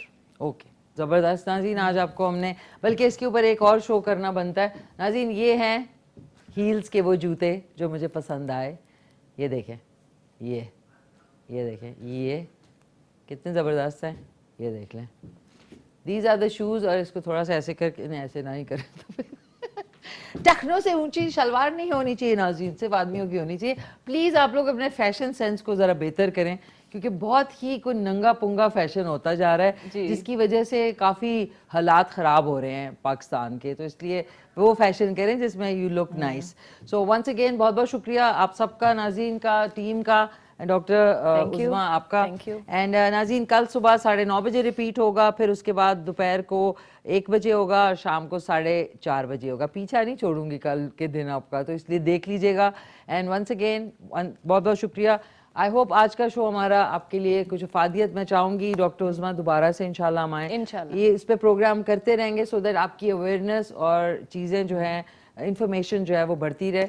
So thank you so much. आज के सवाल का जवाब था इटली में सबसे पहले जो है वो पहला बैंक जो है वो बना। आइए हम लोग अब खुदाफिज करते हैं। नहीं आपके तो आप नहीं आ सकती। अच्छा आ सकती हूँ ऑफ कोर्स, आपके तो माइक पीछे लगा हुआ है, आ जाए। ओके नाज़रीन, इंशाल्लाह अब आपसे मैं मिलूंगी आने वाले थर्सडे यानी जुमेरात को 9:30 बजे। तब तक के लिए मैं बहुत मिस करूंगी आप सबको। एंड टेक केयर, अल्लाह हाफिज। मिलके कहते हैं पाकिस्तान जिंदाबाद।